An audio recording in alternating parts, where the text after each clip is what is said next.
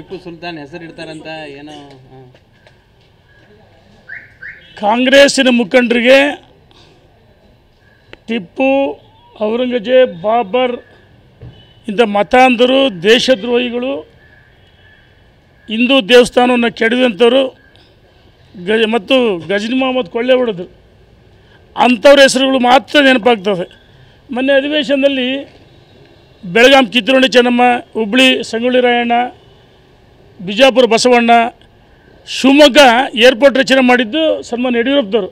ಅವ್ರ ಹೆಸರು ಪ್ರಸ್ತಾಪ ಆದಾಗ ಯಡಿಯೂರಪ್ಪದವರು ಸ್ವತಃ ಬೇಡ ಅಂತ, ನನ್ನ ಹೆಸರು ಬೇಡ, ಕುವೆಂಪು ಹೆಸರು ಸೂಚಿಸಿದರು. ಕಾಂಗ್ರೆಸ್ಸಿನ ಒಬ್ಬ ಶಾಸಕ ಹೇಳ್ತಾರೆ, ಮೈಸೂರು ವಿಮಾನ ನಿಲ್ದಾಣಕ್ಕೆ ನಾವು 4 ಹೆಸರು ಸ್ವಾಗತ ಮಾಡ್ತೀವಿ. ಮೈಸೂರಿನಲ್ಲಿ ವಿಮಾನ ನಿಲ್ದಾಣಕ್ಕೆ ಟಿಪ್ಪು ಹೆಸರಿಡಬೇಕಂತ ಹೇಳ್ತಾರೆ. ನಿನ್ನೆ ಒಬ್ಬ ಸಚಿವರು ಅದನ್ನು ಸಮರ್ಥನೆ ಮಾಡಿಕೊಂಡಿದ್ದಾರೆ. ನಾನು ಕೇಳ್ತೀನಿ, ನಿಮ್ಮ ಮನೆಗಳಿಗೆ ಟಿಪ್ಪು ನಿಲಯ, ಔರಂಗಜೇಬ್ ನಿಲಯ, ಬಾಬರ್ ನಿಲಯ, ಗಜನಿ ಮೊಹಮ್ಮದ್ ನಿಲಯ ಅಂತ ಕೇಳ್ರಿ. ನಿಮಗೆ ಶರಣರ ದಾರ್ಶನಿಕರ ಹೆಸರು ಕಣ್ಣಿಗೆ ಕಾಣಲ್ವಾ? ಅಲ್ಪಸಂಖ್ಯಾತರ ಮತಗಳನ್ನು ಓಲೈಸಲು ಇಂಥ ಕೀಳುಮಟ್ಟದ ರಾಜಕಾರಣ ಮಾಡ್ತಾರೆ. ಅಲ್ಪಸಂಖ್ಯಾತರು ಮಾತ್ರ ಜಪ ಮಾಡ್ತಾರೆ.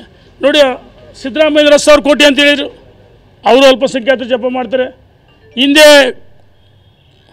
ಈ ಕುಕ್ಕರ್ ಬಾಂಬ್ ಬ್ಲಾಸ್ಟ್ ಆದಾಗ DK ಶಿವಕುಮಾರ್ ನಮ್ಮ ಸಹೋದರರು ಅಂತ ಹೇಳಿದರು.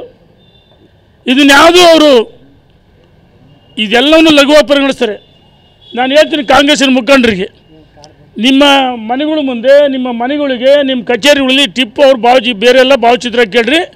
ಟಿಪ್ಪು ಜಯಂತಿ ಮಾಡಿ ಏನೋ ಅನಾಹುತ ಗೊತ್ತೈತಿ, ನಾವು ಇದನ್ನು ತೀವ್ರವಾಗಿ ಖಂಡಿಸ್ತೀವಿ.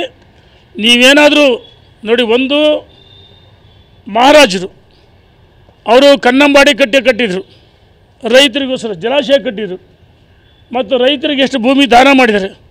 ಮಹಾರಾಜರ ಹೆಸರಿಡಲಿ, ಭಾಳಷ್ಟು ಜನ ಮಹಾರಾಜರು ಆಡಳಿತ ಮಾಡಿದರೆ ಅವ್ರ ಹೆಸರಿಡಲಿ. ಇಲ್ಲಾಂದರೆ ಸುತ್ತೂರು ಜಗದ್ಗುರುಗಳು ಶಿಕ್ಷಣ ಅನ್ನಪ್ರಸಾದ ಕೊಡ್ತಾರೆ, ಅವ್ರ ಹೆಸರಿಡಲಿ.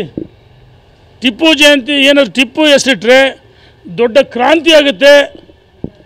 ಎಚ್ಚರಿಕೆ ಕೊಡ್ತೀನಿ ಸರ್ಕಾರಕ್ಕೆ ನಾನು.